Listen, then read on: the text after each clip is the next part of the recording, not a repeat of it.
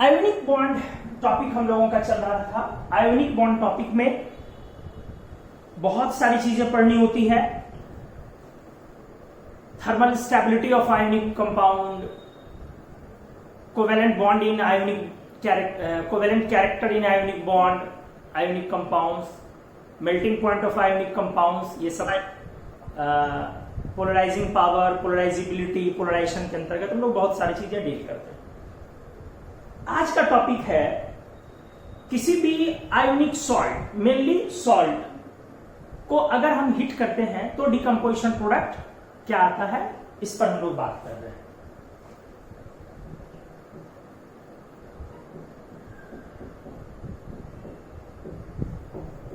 Thermal decomposition of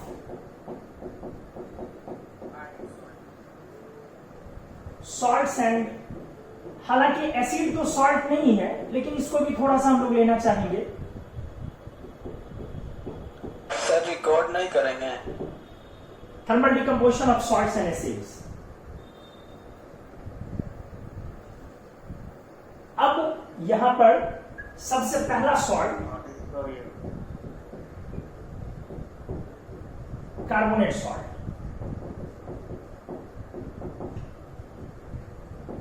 इसको हम लोगों ने डिस्कस किया था पिछले क्लास में, कार्बोनेट सॉल्ट का थर्मल डिकम्पोजिशन, ये डिस्कस हो चुका है, ये कंप्लीट हम लोग डिस्कस कर चुके हैं। फिर भी एक बार शॉर्ट रिव्यू हम लोग ले लें।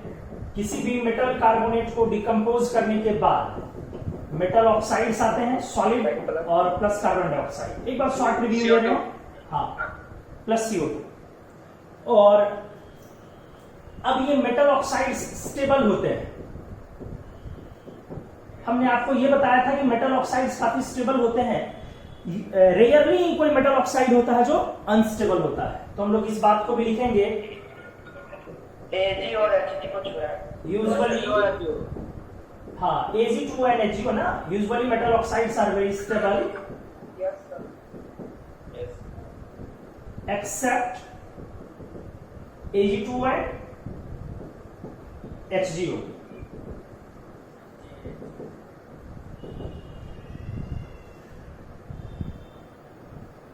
Ag2O किस कलर का था, याद कीजिए। ब्राउन। हाँ, जब Ag2O 300 डिग्री सेंटीग्रेड के अराउंड Ag2O को हम हीट करते हैं तो Ag2O बड़ा इजीली टूट जाता है। अदरवाइज मेटल ऑक्साइड का डिकम्पोज होना बहुत मुश्किल है, क्योंकि मेटल ऑक्साइड्स काफी स्टेबल होते हैं और ये डिकम्पोज होके एलिमेंटल फॉर्म में आ गया, Ag solid metallic residue plus oxygen. और इसी तरीके से HgO का हिसाब किताब है। HgO का कलर बताइए। Yellow. Yellow, yellow yellow sir. तो इसको अगर हम 400 डिग्री सेंटीग्रेड के अराउंड हीट करें तो ये डिकम्पोज होकर मर्क्यूरी प्लस ऑक्सीजन में चला गया। अदरवाइज आप इतना आसान नहीं है कि आप किसी भी मेटल ऑक्साइड को उठा लें, Na2O हो कि Fe2O3 हो, ध्यान से सुनिएगा, Fe2O3 हो कि CuO हो कि ZnO हो, कोई भी मेटल ऑक्साइड हम ले सकते हैं यहाँ पर, CaO हो वगैरह वगैरह, और आप चाहें कि इसको हीट करके हम मेटल और ऑक्सीजन में ले आए, क्या ऐसा पॉसिबल है? ये पॉसिबल नहीं है। हाँ, ये हो सकता है, ये हो सकता है। क्या?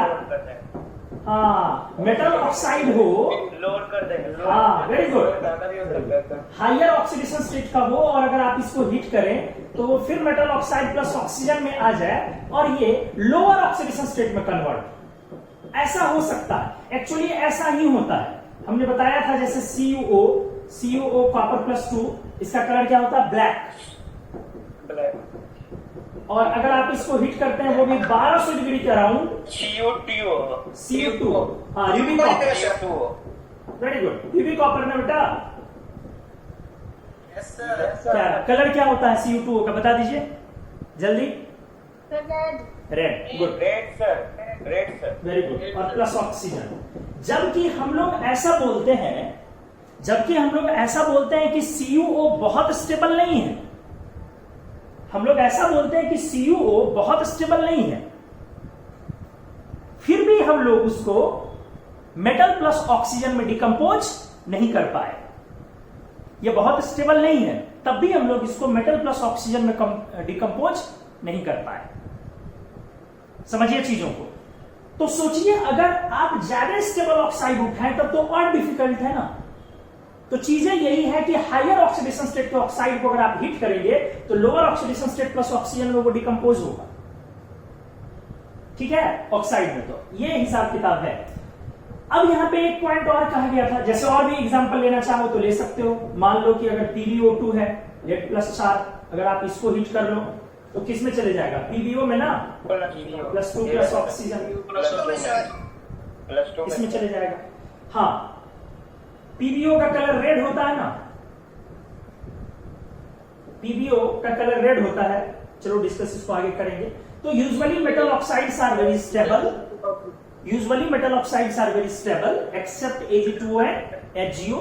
बाकी यहां जो आया वो स्टेबल आया। अब वापस यहां पर आते हैं, ठीक से देखिएगा। इसको लिख के हम लोग ऐसे घेर दे रहे हैं क्योंकि बीच में कार्बोनेट को के डिकम्पोजिशन के दौरान एक नया पॉइंट निकला था, इसलिए हम लोगों ने इसको मार्क कर लिया और अंदर इसको निकाल के बाहर कर लिया गया। अब वापस हम लोग वहां आते हैं। आप यहां पर ऑल मेटल्स ले सकते हैं, सारे मेटल्स, बट मेटल जो नहीं ले सकते हैं दोस्त वो एल्कली मेटल है। और हाँ, एक बार फिर से लिथियम ले सकते हैं,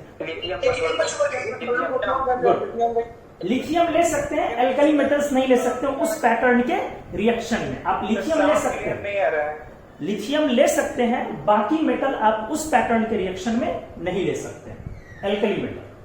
अब वापस इसके डिकम्पोजिशन पर हम लोग आते हैं, एग्जांपल्स लिखते हैं यहां पे। कैल्शियम कार्बोनेट डिकम्पोज होके calcium oxide solid plus CO2। दूसरा कुछ उठा लीजिए, मान लीजिए ले लिया गया जिंक कार्बोनेट, जानते हैं आप इसको कैलामाइन बोलते हैं, और ये लाइमस्टोन होता है, चूना पत्थर जिसको आप हिंदी में बोलते हैं। इसको आप हीट कीजिए। कैलामाइन बहुत ही अच्छी चीज है, जिंक का सप्लीमेंट हमारे बॉडी में। हाँ, जिंक कैलामाइन के फॉर्म में हम लोग लेते हैं ज्यादातर। कैलामाइन हम लोग अलग अलग सप्लीमेंट्स में मिलाते हैं, जैसे हम लोग बोलते हैं ना कि हॉर्लिक्स बूस्ट वगैरह जो कुछ कुछ लेते हैं हम लोग एक्स्ट्रा सप्लीमेंट्स, तो उसमें कैलामाइन डाला जाता है, जानवरों को भी दिया जाता है कैलामाइन। तो जिंक हमारे शरीर को, शरीर की प्रतिरोधक, रोग प्रतिरोधक क्षमता, जो डिजीज से फाइट करने की हमारी कैपेबिलिटीज होती है, उसको वो बढ़ाता है। तो जिंक का इंटेक बहुत बॉडी में जरूरी है। जिंक किसी भी खाने में नहीं पाया जाता है, ये बड़ी इंपॉर्टेंट चीज है। कोई भी ऐसा चीज नहीं है कि आपको बोल दिया जाए और ये खाइए उससे जिंक की पूर्ति होगी। इसलिए कोशिश की जाती है कि जब भी मेडिसिन कुछ दें तो उसमें जिंक वाला मेडिसिन दें, प्लस या जेड करके लिखा रहता है, देखते हैं कोवाडेक्स जेड, डिकोसुल Z, Z stands for zinc. तो जिंक अलग अलग तरीके से हमारी, हाँ, जिंक अलग अलग तरीके से हमारी बॉडी में डाला जाता है। A to Z कैप्सूल का नाम ही होता है, A to Z, तो Z stands for zinc, zinc supplements. और खास करके जो घाव वगैरह है, वाउंड्स होते हैं या पिंपल्स होते हैं, ये सब चीज के लिए जिंक बहुत इंपॉर्टेंट है हीलिंग के लिए। तो चलिए calcium carbonate, zinc carbonate heat करेंगे, आप क्या है, जिंक ऑक्साइड प्लस CO2। और भी आप ले सकते हैं कॉपर कार्बोनेट, इसको हीट करेंगे तो क्या आएगा, copper oxide solid plus CO2। एक बार फिर से कॉपर ऑक्साइड का कलर यहाँ ब्लैक है, और अगर आप इसको 1200 डिग्री सेंटीग्रेड के ऊपर हीट कर लिए तो ये डिकम्पोज होगी क्यूप्रस से क्यूप्रस रेड में आ जाएगा प्लस CO2। तो बहुत सारे एग्जांपल और भी हम लोग अगले पेज में लेने जा रहे हैं। इसमें देख लीजिए, किसी को कोई डाउट बनता हो तो आप पूछ सकते हैं। किन्हीं को कोई डाउट है बता दीजिए। हाँ सर, सोडियम ऑक्साइड एग्जिस्ट करेगा सर? क्या पूछ रहे हो बेटा? सोडियम ऑक्साइड एग्जिस्ट करेगा सर? सोडियम ऑक्साइड एग्जिस्ट करेगा?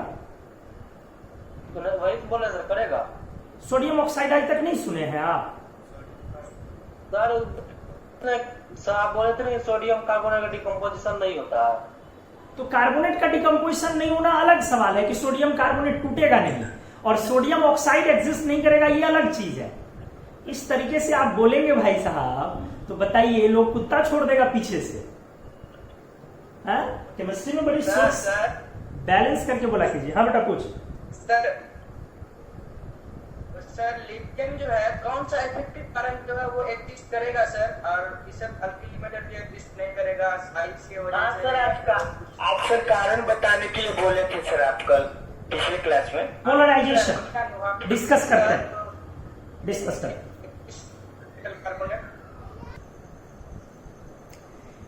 एग्जाम्पल उठाया जाए और भी आप ले सकते हैं।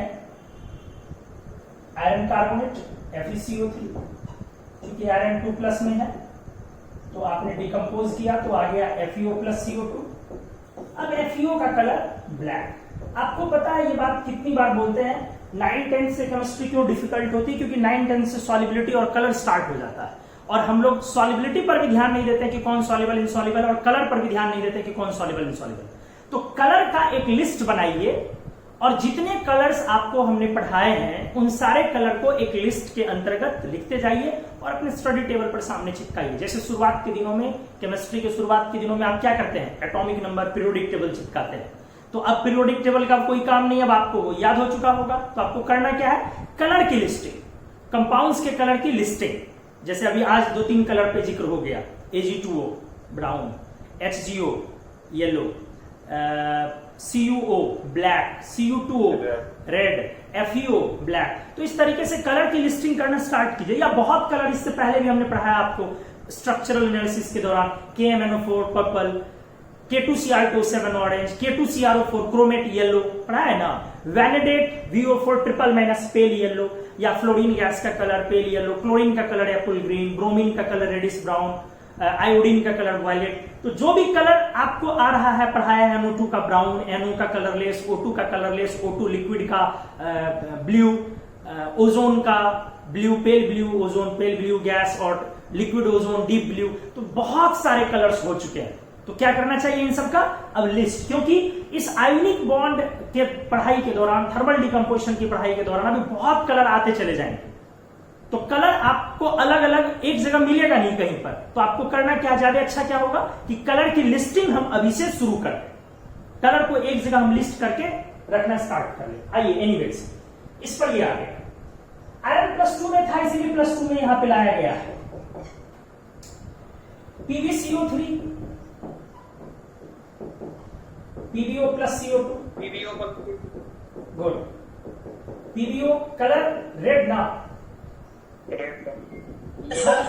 हालांकि एक पॉइंट था, याद कीजिए, PbO को अगर आप हीट करते हैं, ये सर लिथरेज में कन्वर्ट हो जाता है। ये लिथरेज स्ट्रक्चर में कन्वर्ट होता है रेड, और फिर वापस जब उसको हम ठंडा करें तब ये येलो हो जाता है ना। इसके क्रिस्टल स्ट्रक्चर को क्या बोलते थे दोस्त, मैजिकॉट ना। मैजिकॉट। गर्म करने के दौरान कलर का चेंज होना, ऐसा भी कभी कभी केमिस्ट्री में दिखता है कि कुछ कुछ कंपाउंड है जो गर्म करने के दौरान अपना कलर स्विच करते हैं। PbO, ZnO। एक्चुअली जब आप हिट करते हैं तो उसके क्रिस्टल में से कुछ आयन स्केप कर जाता है, उस समय मिस कर जाता है। ये लैटिस डिफेक्ट की वजह से होता है। इसको आप फिजिकल में सॉलिड स्टेट में पढ़ते हैं। तो कलर का रीजन पूछा जाता है हर जगह कि यहां पे क्यों कलर, यहां पे क्यों कलर, यहां पे क्यों कलर। तो अभी हमने क्या बोला कि PbO वैसे कंपाउंड जहां हिट करने की वजह से या रबिंग की वजह से, रगड़ने की वजह से भी कई बार कलर चेंज हो जाता है। रबिंग, जैसे HgO, क्या कलर पढ़ा है अभी आप लोगों ने, HgO का कलर येलो। HgO, हाँ येलो। HgO का कलर चेंज हो सकता है रबिंग पर, रगड़ने पर चेंज हो सकता है। HgO येलो से रेड हो सकता है। PbO गर्म ठंडा करने पर रेड टू येलो हो सकता है। तो ऐसे चीजों में कलर क्यों होता है, उन चीजों का रीजन है लैटिस में डिफेक्ट होना, गर्म करने पर आयन का मिस कर जाना, स्केप कर जाना, missing of ion, lattice defect. और भी ऐसे कंपाउंड्स कौन है, जैसे ZnO हमने बताया था। ZnO, तो ZnO का कलर रेड हो जाएगा, येलो।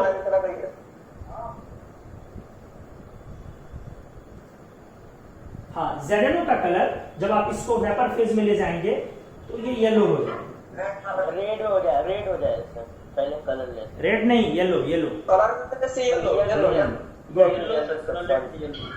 कलरलेस।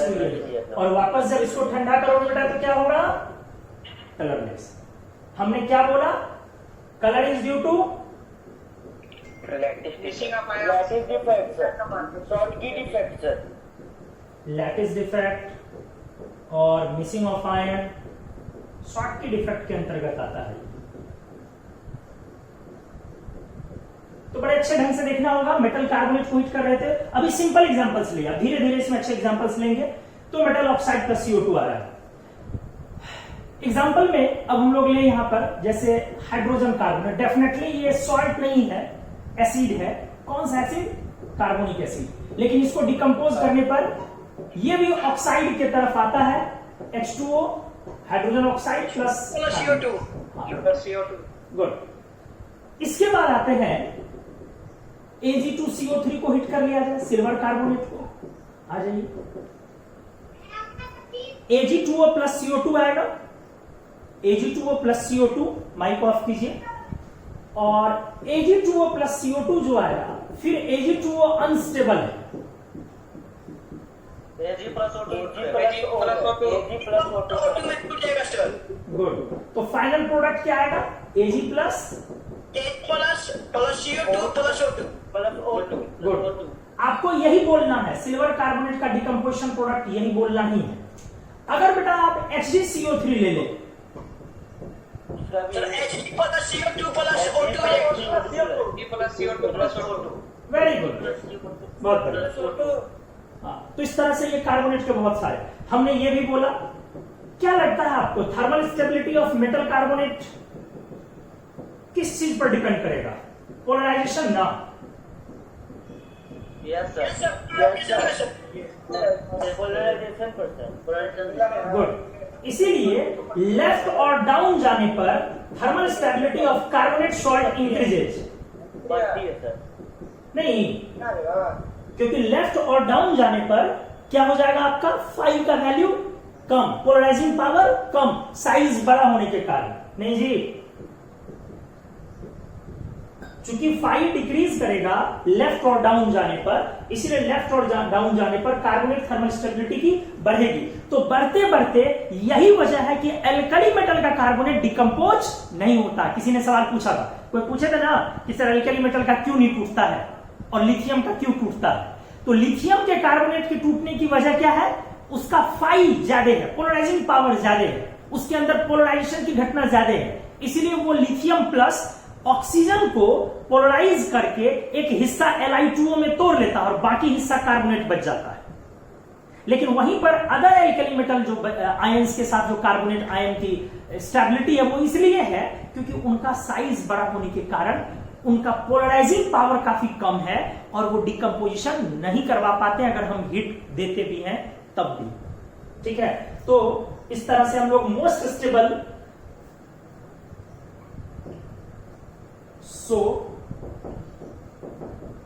लिथियम छोड़ के alkali metal carbonate salts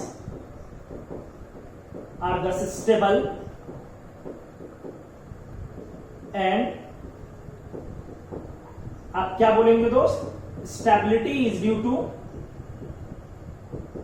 high polarization की low polarization? Low sir. Very good. Stability is due to low polarization. ये भी हम पिछले क्लास में डिस्कस किए हुए थे, फिर भी एक बार आज मन था कि हम पीछे से चीजों को रिवाइज कर लें। देख लीजिए, यहां तक किन्हीं को कोई डाउट नहीं आना चाहिए, फिर भी देख लीजिए, अगर है तो पूछ लीजिए और स्क्रीनशॉट ले लीजिए। चलिए, तो इस तरीके से हम लोग ये देख रहे थे कि एल्कली मेटल के कार्बोनेट स्टेबल होते हैं। Li2CO3 is unstable. क्यों जी? ड्यू टू हाँ लार्ज फाई of Li plus. Polarising power lithium plus का काफी ज्यादा हो गया, इस वजह से लिथियम कार्बोनेट अनस्टेबल हो गया। और लिथियम कार्बोनेट को आप जब हीट करेंगे तो डेफिनेटली अब ये टूटेगा, किसमें? Li2O plus CO2. Ordinary, like ordinary जो सामान्य मेटल के कार्बोनेट होते हैं उसके तरह ये आपका डिकम्पोज कर जाएगा। अगर हम लोग बोले कि after Na plus, K plus, Rb plus and CS plus carbonate salts, in salts के बाद सम एल्कलाइन अर्थ मेटल सॉल्ट्स, ऊपर वाले के नीचे वाले कौन स्टेबल हो सकते हैं थोड़े से? नीचे वाले sir CS plus little bit stable. ऊपर वाले सर, नहीं, नीचे वाला जहां 5 कम नीचे होगा। वाले सर, नीचे वाले ना।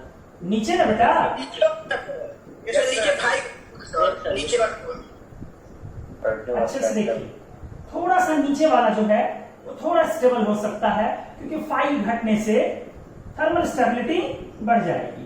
तो कौन ज्यादा थोड़ा स्टेबल? ये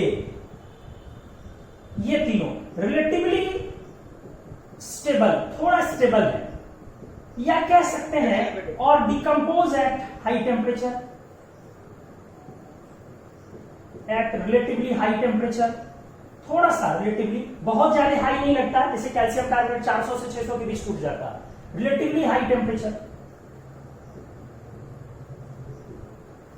तो यही कार्बोनेट है। एल्कली मेटल के तो कंप्लीट स्टेबल हो गए, सोडियम, पोटेशियम, रुबिडियम, सीजियम वाले, और उनके बाद थोड़ा सा कैल्शियम, स्ट्रोंशियम, बैरियम का जो कार्बोनेट होगा ये लिटिल बिट थोड़ा स्टेबल है, जिसको जरूरी होगी ज्यादा टेम्परेचर आप देंगे तब जाकर के वो डिकम्पोज कर सकता, अदरवाइज डिकम्पोज भी जल्दी नहीं करता। लो टेम्परेचर पे तो डिकम्पोज करेगा नहीं। हम लोगों ने एक बड़ा अच्छा एप्लीकेशन यहां पे देखा था, उसको हम फिर से कर सकते हैं। Arrange the following carbonate salts in their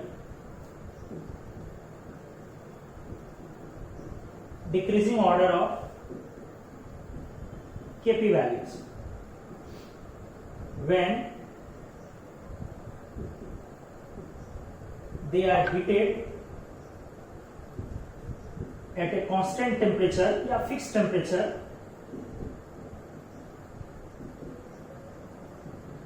enclose container. अलग अलग कंटेनर्स में, कंटेनर्स लिख रहे हैं, उनको हम हीट करते हैं। 4 कार्बोनेट हम लोग लिए थे, lithium carbonate, caesium carbonate, beryllium carbonate and barium carbonate. अपना सवाल था कि इन चारों कार्बोनेट को हम एक फिक्स टेम्परेचर पर अगर हम हीट करते हैं तो आपको बताना है कि किसका KP value, pressure equilibrium constant होता है केपी, किसका ज्यादा होगा किसका कम होगा, उसको अरेंज करना। तो इसके सॉल्यूशन में हम लोग क्या थे, आप मेटल कार्बोनेट सॉलिड है और इसको आप हीट कर रहे हैं तो मेटल ऑक्साइड भी सॉलिड आएगा, बस CO2 एक गैस है। तो केपी जो होगा वो डायरेक्टली प्रोपोर्शनल होगा किसके, partial pressure of gaseous product, हाँ, पार्शियल प्रेशर ऑफ CO2। अब पार्शियल प्रेशर CO2 का तब ज्यादा होगा जब CO2 का मोल फ्रैक्शन ज्यादा। अब CO2 का मोल फ्रैक्शन कब ज्यादा, जब CO2 का मोल्स ज्यादा। CO2 का मोल्स तब ज्यादा जो कार्बोनेट सॉल्ट को हीट कर रहे हैं, अगर वो स्टेबिलिटी में कम होगी, उसकी स्टेबिलिटी अगर कम होगी तो CO2 ज्यादा फॉर्म करेगा, ज्यादा फॉर्म करेगा तो उसका पार्शियल प्रेशर भी बनेगा। मतलब क्या हुआ, कंक्लूजन क्या है कि आप क्या बोलेंगे यहां पर, ये इनवर्सली प्रोपोर्शनल हुआ thermal stability of carbonate salt, stability के सर। गुड। तो अब आप इन चारों कार्बोनेट का थर्मल स्टेबिलिटी देखिए ना, thermal stability inversely proportional polarising power, इसीलिए चारों में थर्मल स्टेबिलिटी में सबसे ज्यादा सीजियम कार्बोनेट कार्बोनेट हो जाएगा sir, then after barium carbonate, फिर उसके बाद कौन आएगा बोलो, लिथियम आएगा सर, लिथियम आएगा, लिथियम सर, और फिर बेरिलियम, फिर आएगा कार्बोनेट। इसीलिए केपी वैल्यू जब लगाएंगे तो आप सबसे ज्यादा केपी किसका होगा, बेरिलियम कार्बोनेट, का हो जाएगा, फिर फिर बैरियम कार्बोनेट और सबसे कम सीजियम कार्बोनेट। तो decreasing order of KP values में सज गया ये। कार्बोनेट सॉल्ट के डिकम्पोजिशन पर हम लोग चर्चा कर रहे हैं। कार्बोनेट सॉल्ट अलग अलग ब्लॉक से लिए, पी ब्लॉक, डी ब्लॉक, सारे ब्लॉक से लिए गए कार्बोनेट सॉल्ट्स, और आप लोगों को यह समझाया गया कि कि कार्बोनेट की डिकम्पोजिशन, कार्बोनेट की थर्मल स्टेबिलिटी किन किन चीजों पर डिपेंड करेगी, कौन सा कार्बोनेट टूटेगा या नहीं टूटेगा। आइए एल्कली मेटल पर ध्यान से, अगर सोडियम कार्बोनेट ले, हमने क्या बोला, ये उस पैटर्न में नहीं है। किसमें? मेटल कार्बोनेट को जब हीट करते थे तो मेटल ऑक्साइड प्लस CO2 ले, लेकिन सोडियम एल्कली मेटल को छोड़ के। तो एल्कली मेटल को क्यों छोड़ा गया? एक्चुअली लो पोलराइजेशन की वजह से वो कार्बोनेट स्टेबल है, आप कितना भी temperature they will melt but they will not decompose any how. You can not decompose them, किसी भी कीमत पर नहीं। बहुत ज्यादा टेम्परेचर देंगे वो मेल्ट कर सकते हैं, लेकिन वो डिकम्पोज नहीं कर सकते। तो क्या बोलेंगे आप इसका? No thermal decomposition. इनका भी वही हाल होगा, पोटेशियम कार्बोनेट का भी वही हाल होगा, रबिडियम कार्बोनेट का भी वही हाल होगा, और सीजियम कार्बोनेट। एक्चुअली ये पीरियोडिक टेबल में यही ना 4 कार्बोनेट होगा जो डिकम्पोज नहीं करेगा जी। यही 4 कार्बोनेट होगा पीटी में जो डिकम्पोज नहीं करेगा। आप समझ पा रहे हैं चीजों को? Yes sir. Yes sir. बाकी दोस्त सारे कार्बोनेट डिकम्पोज होंगे, हाई पर हो, लो पर हो, इजीली हो, डिफिकल्टी से हो, लेकिन सारे कार्बोनेट डिकम्पोज होंगे एक्सेप्ट देम। आप इनको डिकम्पोज नहीं कर सकते हैं। इसके बाद बाकी सारे कार्बोनेट्स का डिकम्पोजिशन हम लोग का हो गया। कार्बोनेट में कोई और सवाल है किन्हीं के मन में तो पूछ लीजिए, कुछ भी डाउट हो थोड़ा भी। हम अगले पेज पर आते हैं, हटते हैं यहां से, आप स्क्रीनशॉट वीडियो क्लियर नहीं।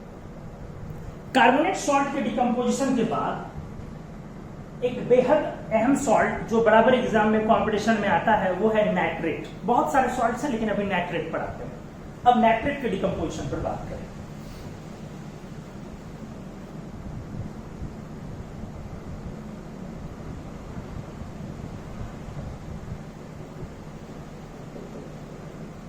नाइट्रेट अजय ठीक से एक बार फिर से पहले एक जनरल पैटर्न से आपको समझाना चाहेंगे ताकि ज्यादा दिन तक याद रहे। किसी भी मेटल नाइट्रेट को अगर आप डिकम्पोज करें तो सिंपली ये टूट के मेटल ऑक्साइड अगर ऑर्डिनरी है तो NO2 प्लस O2 मिल जाएगा। NO2 का कलर, NO2 याद कीजिए पैरामैग्नेटिक है, एक अनपेयर्ड और ब्राउन गैस। O2 याद कीजिए, O2 भी पैरा है, दो अनपेयर्ड ना,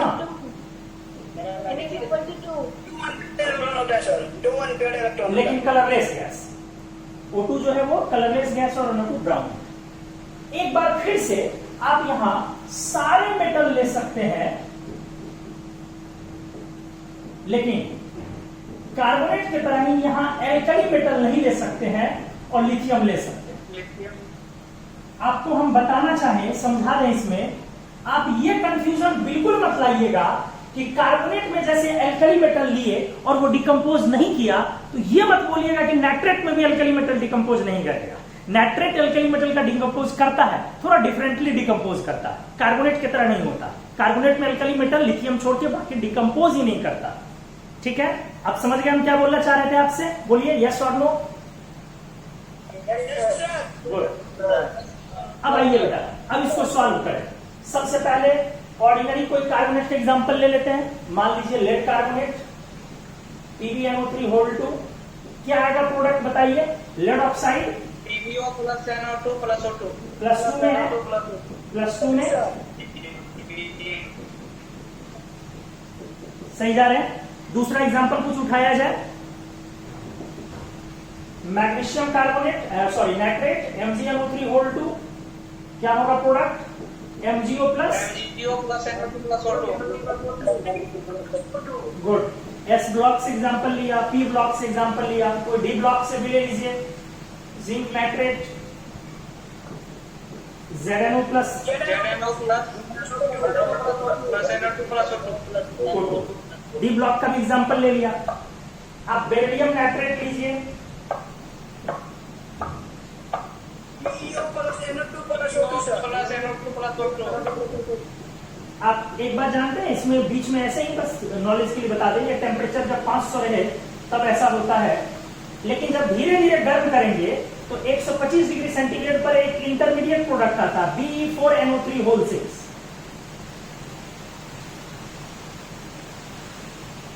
BE4O लग गया, वो छूट गया, BE4ONO3 होल 6O, ये एक बीच में इंटरमीडिएट प्रोडक्ट आता है जो फिर फाइनली गर्म होकर के 500 पर वहां पर डिकम्पोज करके पहुंच जाता है। ये BE4 4 बेरिलियम होते हैं और 6 नाइट्रेट, एक नाइट्रेट कोऑर्डिनेट कर रहा है यहां,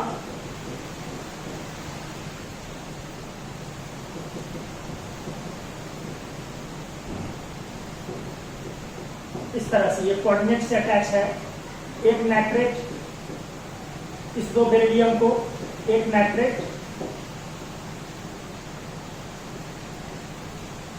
यहां पर ये है BE4NO3 होल 6 और आपका ऑक्सीजन जो है वो ऐसे जुटा हुआ है। इस पिक्चर में कैसे दिखा दें आपको,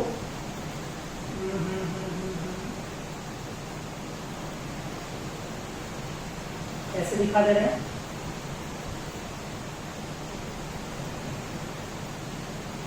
ये देखिए ऐसे, और एक ऑक्सीजन इसको कोऑर्डिनेट कर दिया और एक लोन पेयर इसको कोऑर्डिनेट कर दिया, इस तरीके से।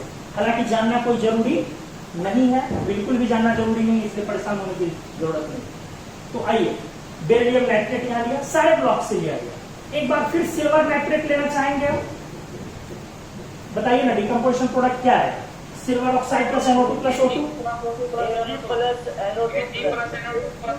Good, very good. बताइए ना, मर्क्यूरी नाइट्रेट ली जाए HgNO3 होल 2, बोलिए।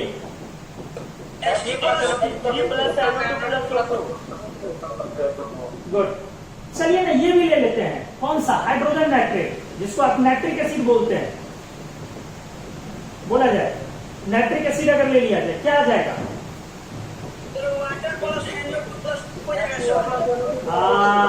Very good, very good. Oxide plus NO2 plus O2 normal की तरफ फिर इसको ले लेंगे। तो इस तरह से ये लिया। अब आते हैं एल्कली मेटल का नाइट्रेट। लिथियम नाइट्रेट भी तो ऑर्डिनरी ही होगा ना? Yes sir. बोलिए क्या आएगा? Li2O।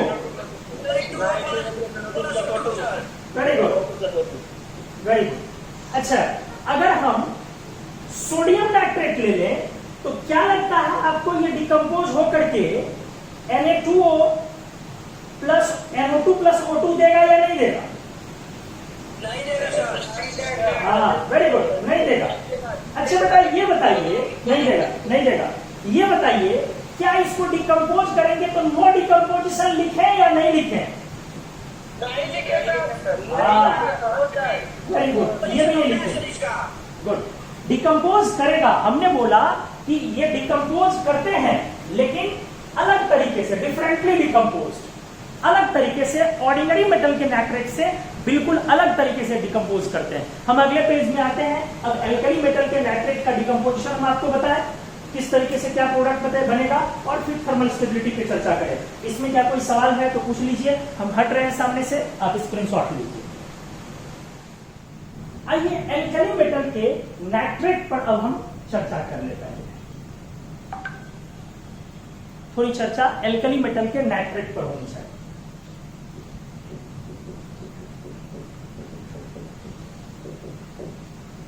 अब इस बार दोस्त किसको छोड़ के बात करें?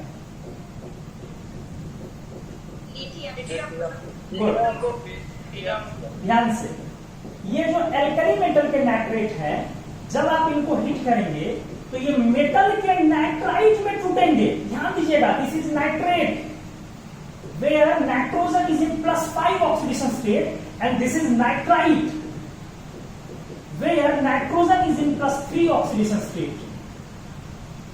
मेटल नाइट्राइट प्लस O2 मतलब क्या हुआ? कौन सा चीज नहीं आया? That is neither metal oxide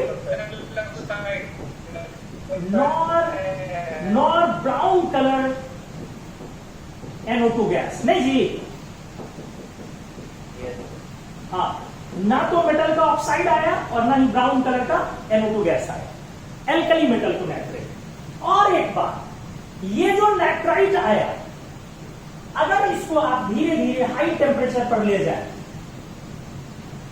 high temperature पर ये टूटना शुरू होता है मेटल ऑक्साइड में, लेकिन दोस्त N2 देता है, अभी भी NO2 नहीं दिया।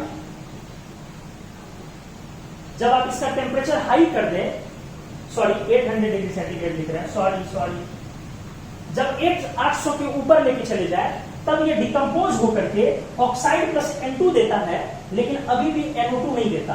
हालांकि ये 800 के ऊपर जो जाना है ये लोवेस्ट है, मतलब कोई 800 का राउंड टूट गया, जैसे सोडियम लीजिए, पोटेशियम लीजिए, 830 के बाद टूटता है। रेबिडियम सीजियम पर जाइएगा तो और टेम्परेचर 1000 का राउंड चला जाता है सीजियम के लिए, तो वो अलग मैटर है, लेकिन सब के लिए 800 के ऊपर जाना ही होता है। तो ये आपका एल्कली मेटल के नाइट्रेट के लिए हम थोड़ा सा और इलैबोरेट कर देते हैं, क्लियर हो जाएंगी चीजें। लाइक अगर सिंपली आपसे पूछे कि बताओ ना सोडियम नाइट्रेट को हीट करेंगे तो क्या आएगा, सिंपली कुछ टेम्परेचर मेंशन नहीं किया, तो आप नॉर्मल लेंगे, क्या लिखेंगे?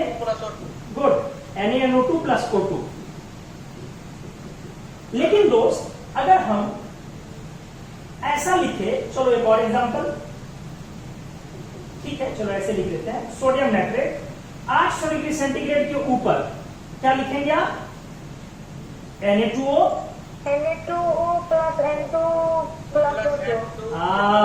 गुड, O2 भी बोलना है। ऑल्सो अगर आप पोटेशियम नाइट्रेट ऐसा लिख दे कि चलो दोस्त इसको 500 पे हीट करना, क्या लिखोगे?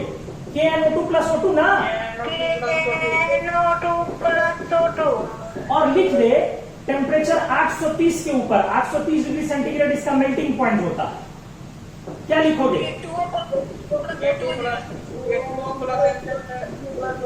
वेरी गुड, समझ में आ गया होगा।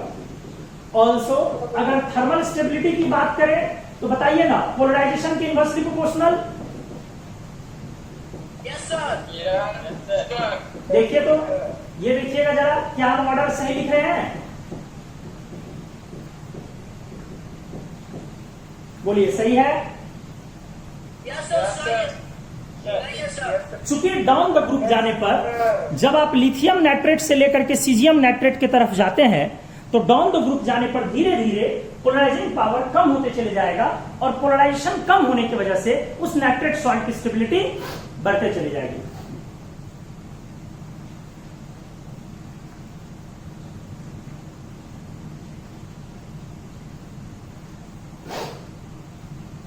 आइए, तो नाइट्रेट सॉल्ट के डिकम्पोजिशन में थे हम लोग, बहुत अच्छे से देखे। अगर एग्जांपल में थर्मल स्टेबिलिटी में पूछ दी जाए, बेरिलियम नाइट्रेट से बताइए ना, बैरियम नाइट्रेट किधर थर्मल स्टेबिलिटी आएगी? नीचे सर, नीचे बोला जाएगा क्यों? पोलराइजेशन की वजह से सर, अगर बोला जाए अगर बोला जाए सोडियम नाइट्रेट, लेड नाइट्रेट और कैल्शियम नाइट्रेट में स्टेबिलिटी का ऑर्डर डिसाइड करने, बोला जाए सबसे ज्यादा, सोडियम नाइट्रेट, उसके बाद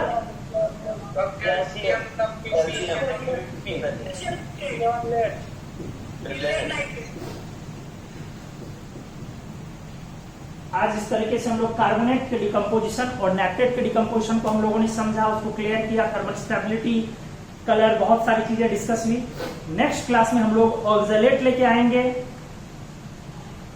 सल्फेट लेके आएंगे, ऑक्साइड्स, पेरोक्साइड्स, सुपर ऑक्साइड्स लेके आएंगे, एजाइड्स लेके आएंगे, और भी बहुत सारे तरह के सॉल्ट्स होंगे, उसको डिस्कस करेंगे। क्या यहाँ तक किन्हीं को सवाल है? स्क्रीनशॉट आप ले लीजिए, हम हट रहे हैं। अगले क्लास में हम लोग फिर मिलते हैं बाकी सॉल्ट्स की थर्मल स्टेबिलिटी और डिकम्पोजिशन के साथ। Thank you.